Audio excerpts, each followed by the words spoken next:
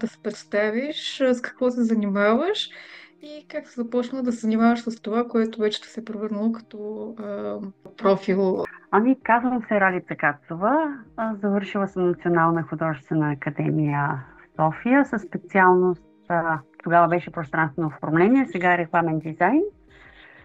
И в 2012 защитих докторската си степен с тема пространствено оформление в музейните експозиции и виртуални решения. И всъщност интереса ми към музей е от тогава професионално. Иначе имам страст към фолклора. Това е голямата ми любов. Така че професионалният интерес е подплатен и с личен, такъв субективен, чисто движеща сила отвътре. И се оказа, че музея е мястото, където мога да търся поле за професионална изява и за реализация. Как си избра точно тази тема за дисертацията? Защо реши да изследваш в по-голям детайл едно, нали, така, и, а, и дигитално, но и, нали, разчупено представяне на музейната колекция? Музейното проектиране е застъпено като част от учебния процес в специалността. Един семестър се работи музеен дизайн в тази специалност. И може би това, любовта ми към фолклора, тя си е в мен отдавна и винаги съм имала интерес към музея, към етнографията, към тази страна на фолклорния бит и традиции. И това ме насочи. Също така професорът ми тогава каза: защо не хванеш музеите? Музеите са една доста неразработена тема по отношение на пространственото оформление. И това действително е така. От скоро сравнително мога да кажа, че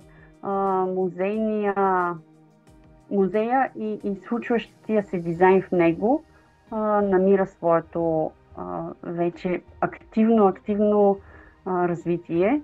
И за моя радост музеите са вече не скучно и отчаиващо място, а все по-интригуващо и все по-вълнуващо място, където хората искат да отидат, хората искат да бъдат. И съм щастлива, че мога да бъда част от това случване. Защото имаме безкрайно много ценности. Смятам, че всяко кътче в България, всеки предмет, всяка посока, на която се обърнеш, може да бъде обект за изследване и имаме какво да покажем и на българите, и на света. Да. Ти каза, че постепенно през докторската ти теза си се отворила вратата за теб към музеите, често като изследователски интерес. Може да кажеш вече как продължи твой път в музеите, в кои си работила, какво въобще един човек, занимаващ се с изкуство, може да има като поле за работа в музеите? Достига ми с музей вече като реално действие и работа започна още докато правех доктората си с преподавателката ми по теория на музейната експозиция, доктор Леонора Бонева, светла и памет. Тя вече не е сред нас. На нея помагах с различни проекти, които те имаха в Националния исторически музей. И това ме въведе в музейната работа. И Националният исторически музей беше първият музей, в който работих. Работих в него повече от 13 години. И да, много неща научих там, много неща ми даде и аз смятам, че съм дала своя принос за визията и всъщност сега съм служител на Смолянския музей, на Регионалния исторически музей Смолян, като работя и за други музеи и галерии страната и в София. От Политехническия музей сега готвим тематико експозиционен план в екип с колеги, архитекти, дизайнери също. И така. Поле за изява има много в музеите и мисля, че и музеите имат нужда от такъв тип специалисти. Ако можеш да кажеш по-подробно наистина дизайнерската работа в музея, какво точно представлява? Дизайнерската работа в музея, музейният дизайн е свързващо звено. Това е способа, който трансформира концепцията в физическа форма.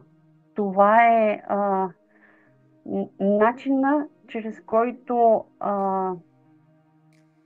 представяме и засилваме посланията. Целим емоционално и образователно въздействие чрез атрактивно и разбираемо тълкуване на съдържанието на музеалиите. Музейният дизайн визуализира, интерпретира и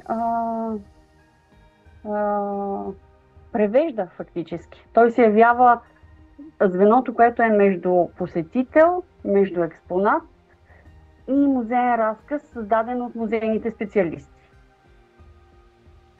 Може да дадеш като пример, аз знам за работи по обновяването на експозицията в музея Димитър Добрович, ако не се лъжа, в Сливен, където наистина вие създадохте едно ново и визуално и въобще съдържателно представяне на колекциите в този музей, така че може да дадеш като пример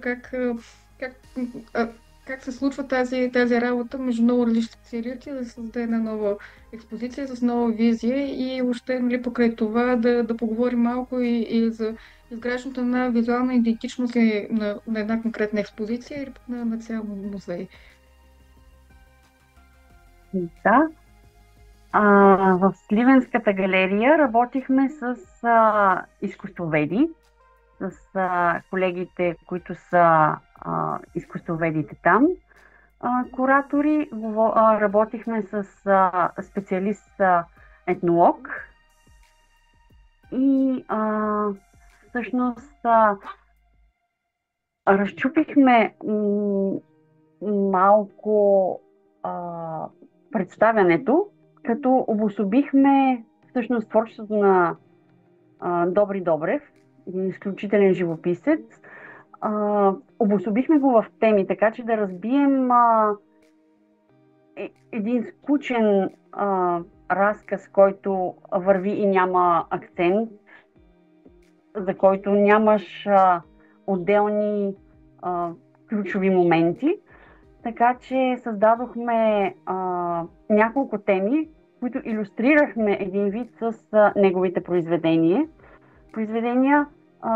Отворихме долапите, така че защото експозицията е разположена в една прекрасна възрожденска къща.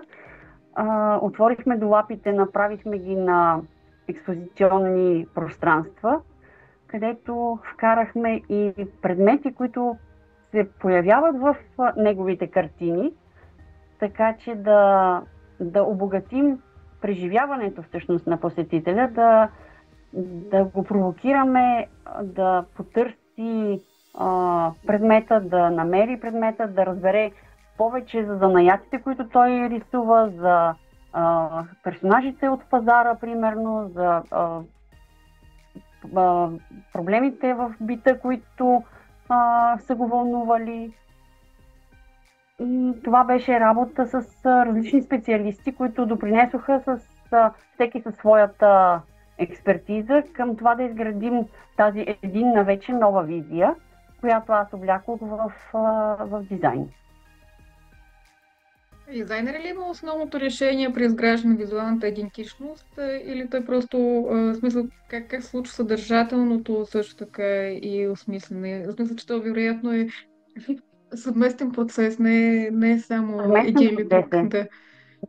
Не е солова изява в никакъв случай, защото дизайнера стъпва върху основата, която му подават специалистите, върху разказа на специалистите, върху проучванията, които са правили съответните колеги, които са научната страна на подготовката.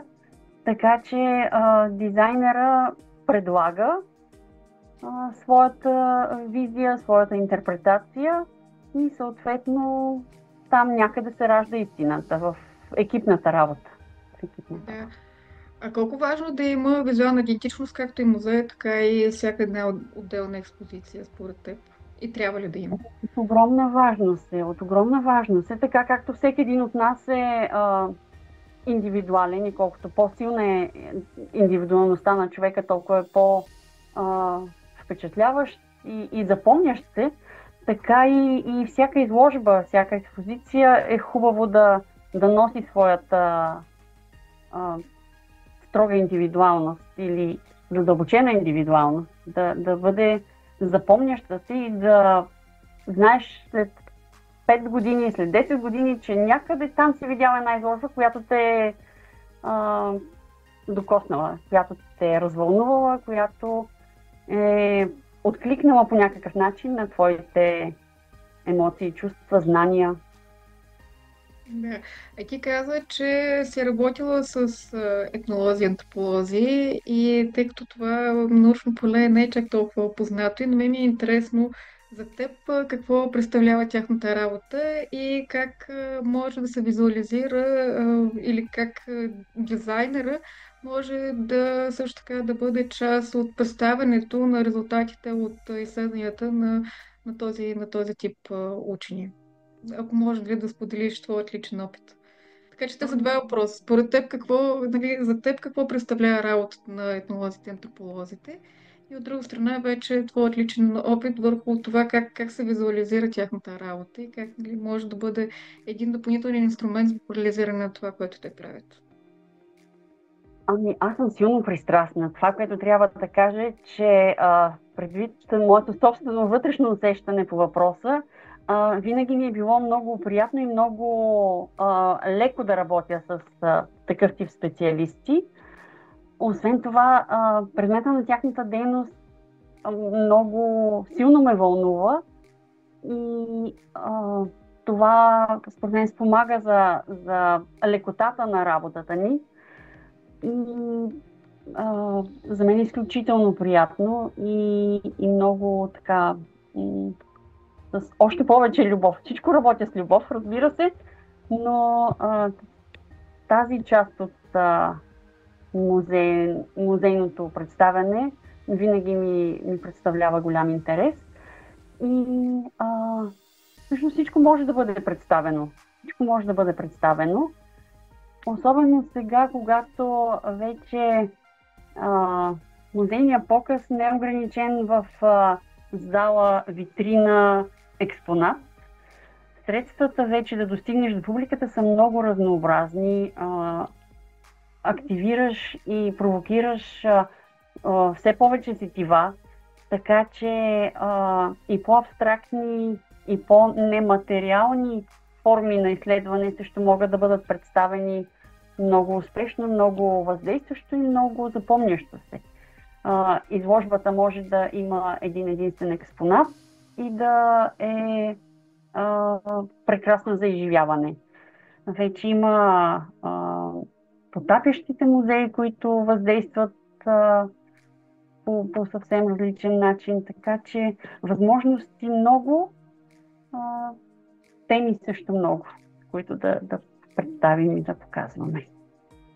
Имаш ли подобен опит с такъв тип експозиции, които да бъдат вече включващи много повече и сетивни елементи и с това, което казваш, или само един обект да бъде в фокуса, или пък да има по-различно от обичайният начин на представяне на колекциите? Пример, който мога да дам за по-разчупена от към активиране на сетива експозиция е една изложба, която направихме съвместно с музея Искра в Казанлък. Направихме в Националния исторически музей преди няколко години. Тя беше за магията на малкото цвете. Лабел на Роз.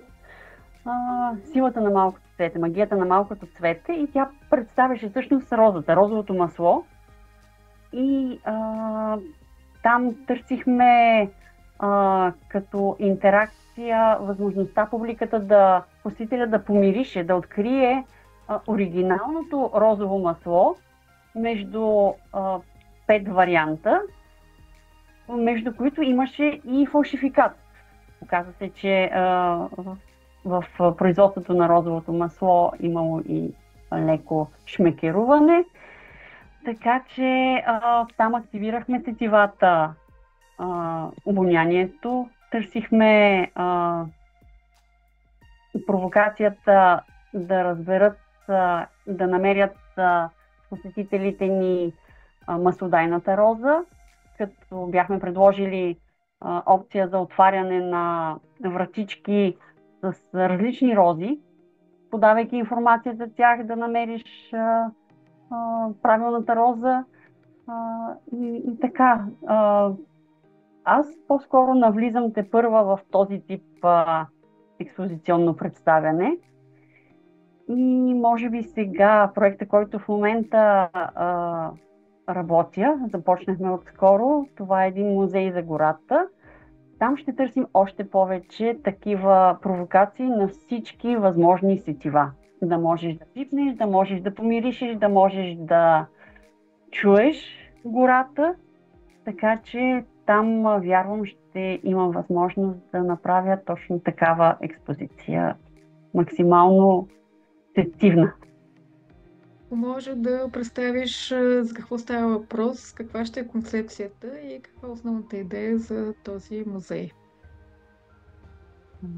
Да, това е идея, която съвсем скоро, сравнително скоро дойде до мен през директора на Смолянския музей, госпожа Василева.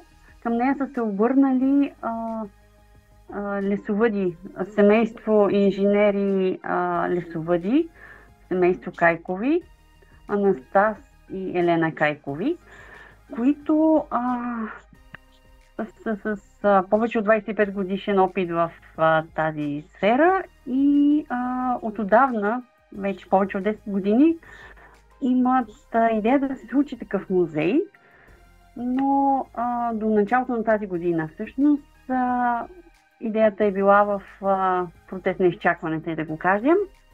И сега са видели възможност за реализиране, като идеята е да се направи музей на гората и горското дело за средните Родопи, в който да се представи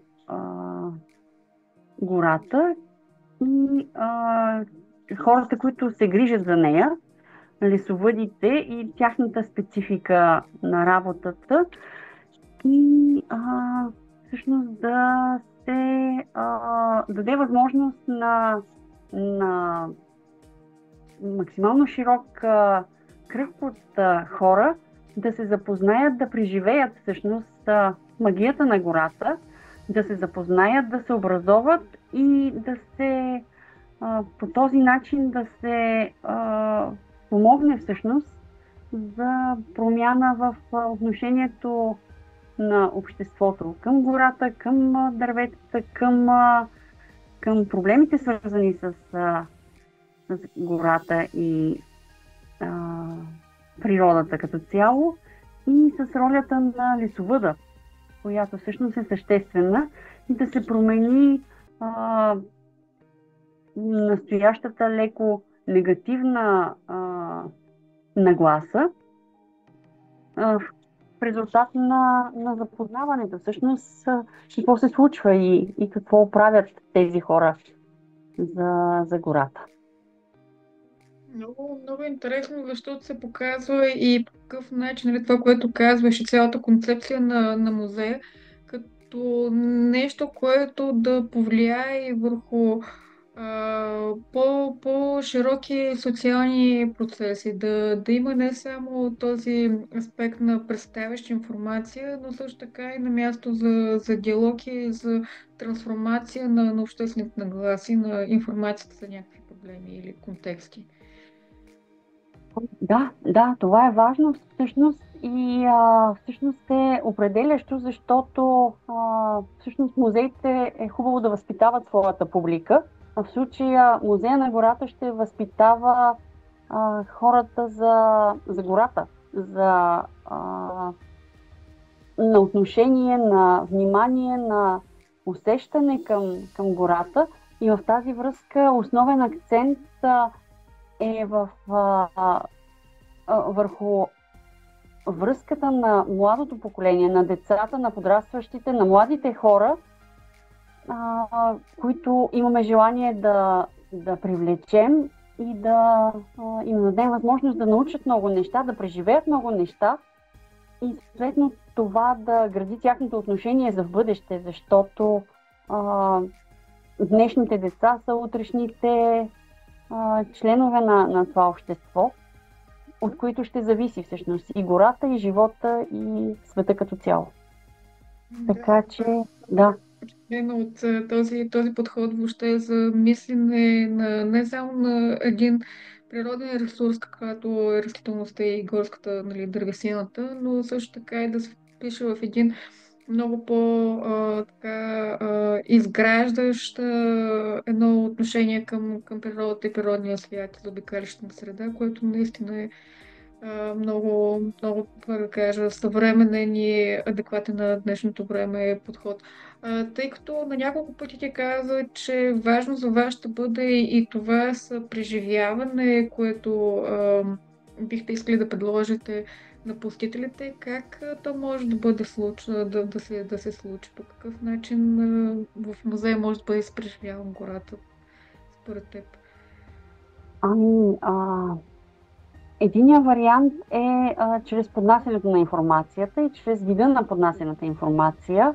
Идеята ни е да създадем много интерактивни елементи в цялостното представяне, да създадем пояс, който е разработен специално за игра, да го нарека, за представяне на важните въпроси, ключовите въпроси, чрез елементи, които посетителят и децата могат да пипнат, да могат да играят с тях, да могат да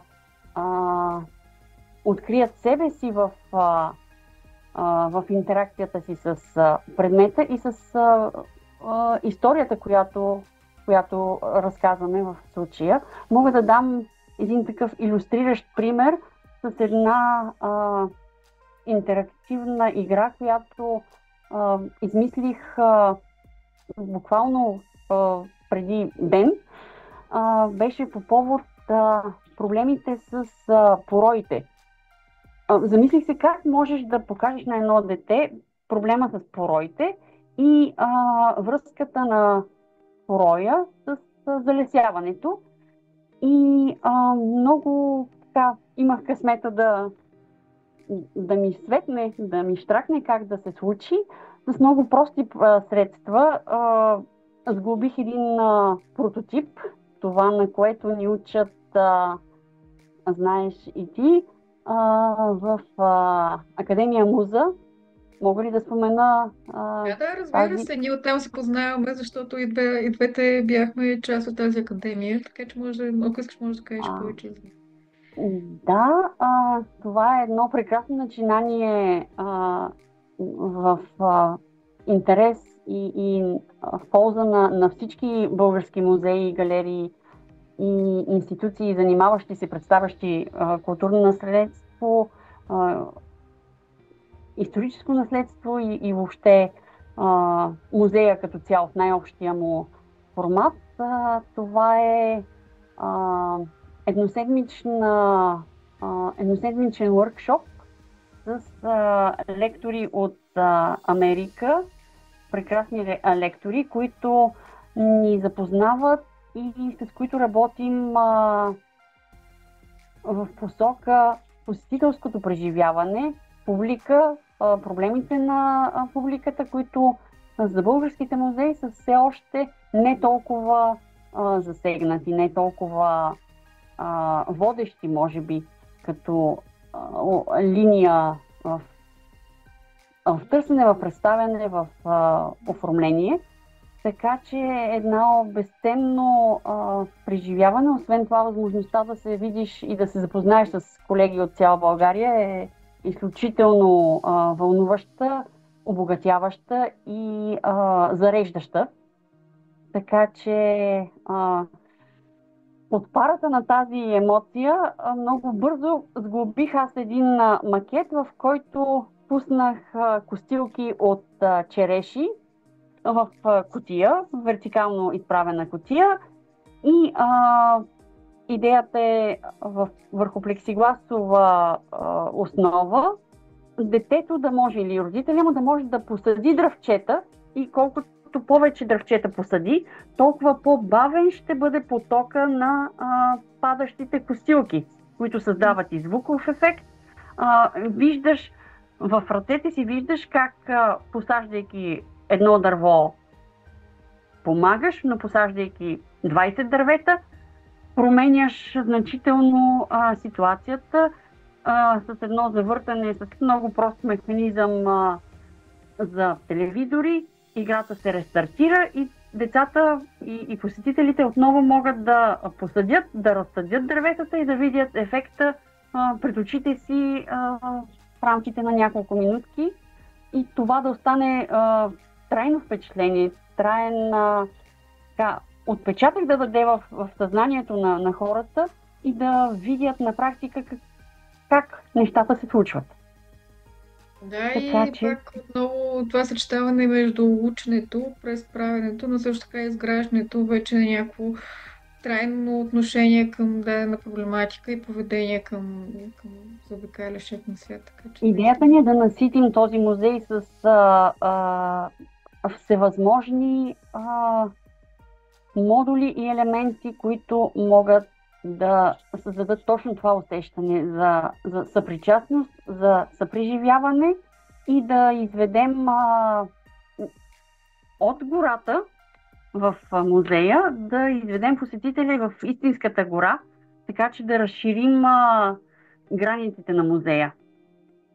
Защото музея ще бъде ситуиран в широка лъка и там, както се казва, на гърба на музея е вече гората, истинската гора, в която посетителите ще могат, живот и здраве във времето, ще се развие тази идея, да могат да стъпят в гората. Не само да я опознаят през музея, но и музея да влезне в гората, в живата гора, в истинската гора.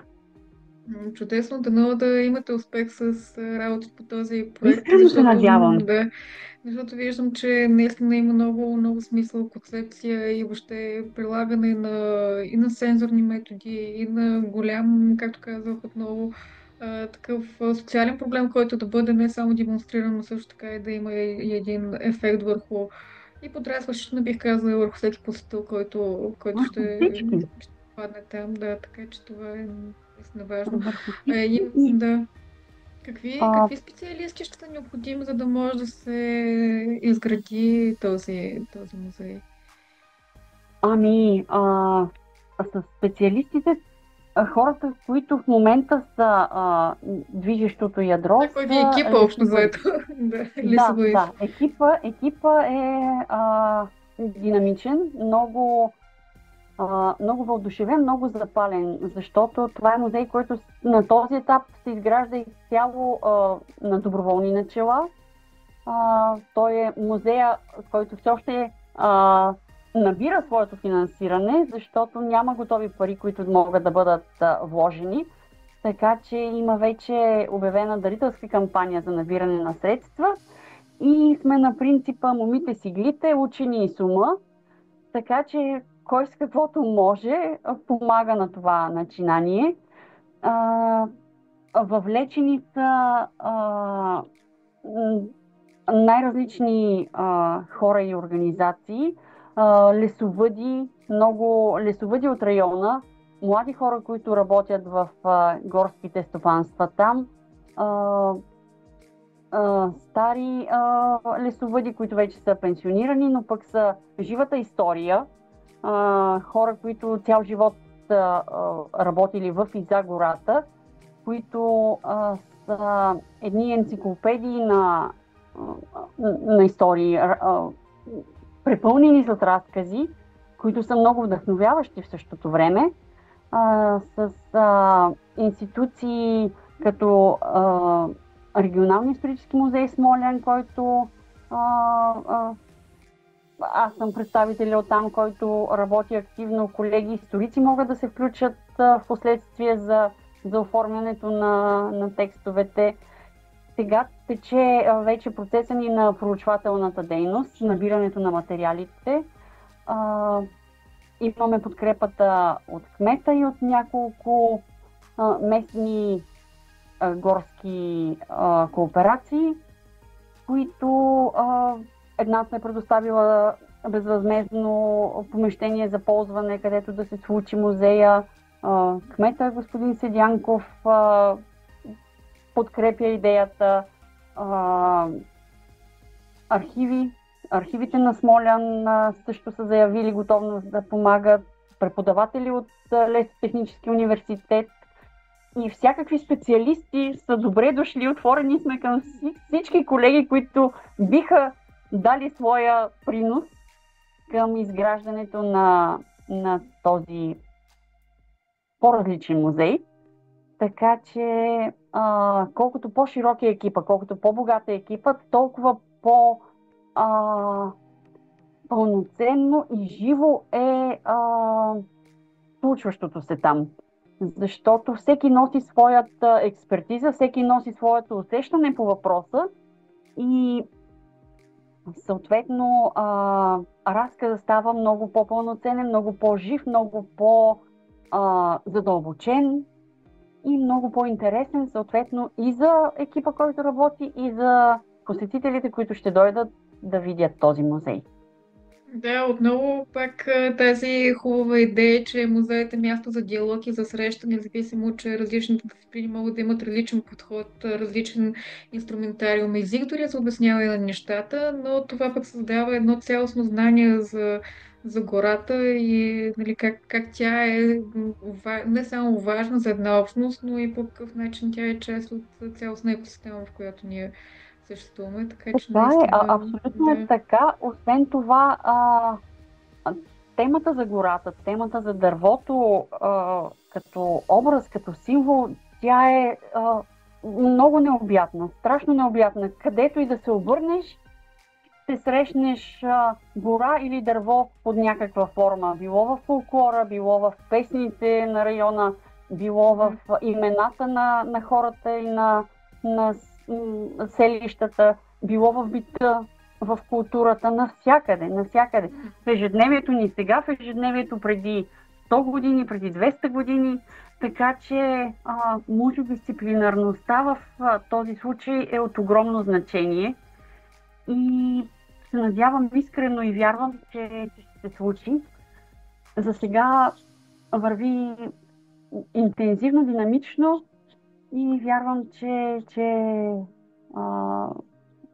тази вълна на интерес и на желание ще се разраства все повече и ще можем да имаме подкрепата на все повече хора. Да, дано, защото пак казах, че аз съм изключително въодушевена от както научих за Значи този... се включваме. И ми се иска наистина Поканата е да отправена. този пълен образ, който вие си изграждате като екип. Стана ми интересно за всички тези истории, които казваш, че има живи носители все още на тях.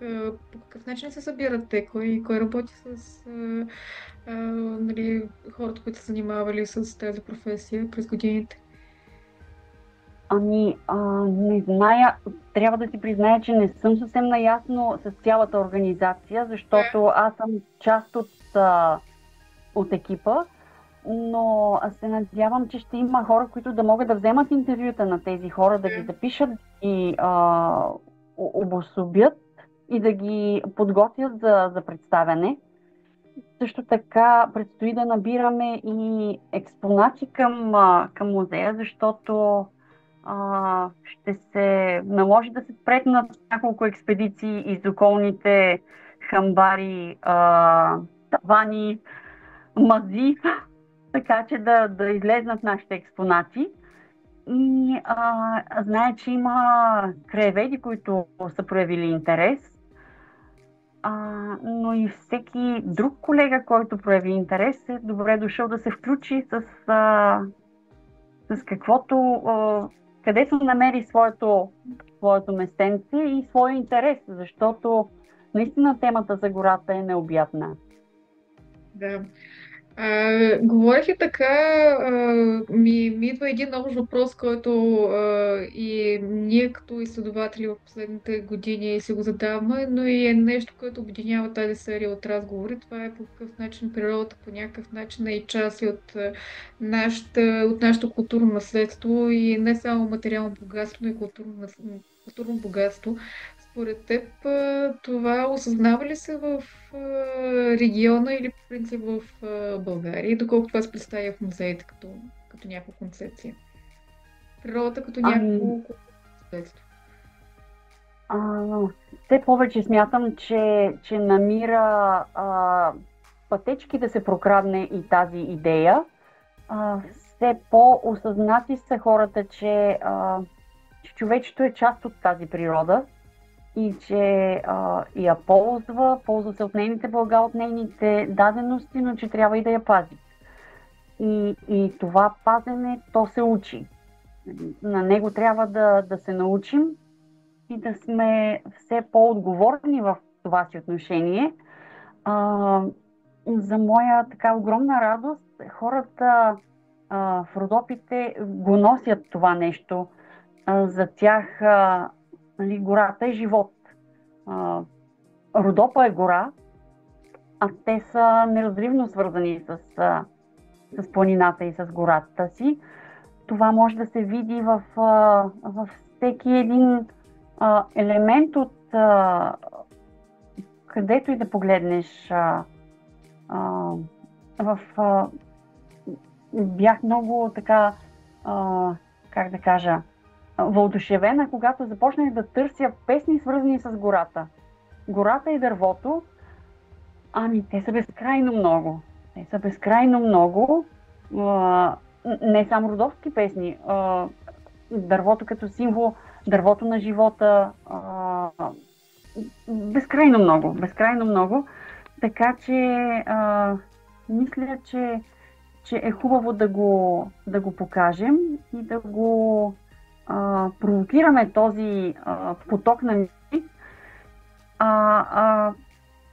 Българина е интелигентен посетител, интелигентен ползвател, да го кажа, на музеите, така че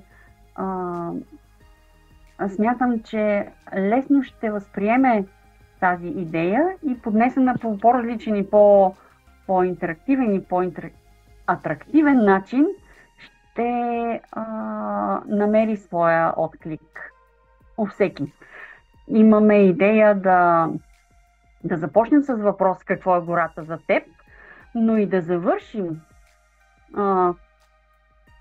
ходовата си линия в музея със същия въпрос какво е гората за теб.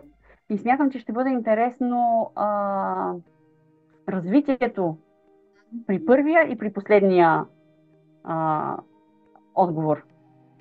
Така че да, това е предизвикателство и за нас, за тези, които работим по проекта. Благодаря много, че сподели с нас тази много интересна идея. Пожелаваме много, много голям успех и все повече хора, които да намерите да работят с вас за реализирането на този чудесен бъдещ музей и се надяваме в скоро бъдеще да не е само идея. Да бъде реално. Надявам се, много благодаря. Много благодаря за възможността да поговорим на тази тема и въобще за дизайна и за ролята на изкуството в музеите. Така че благодаря за възможността и се надявам да се виждаме и да работим и за напред.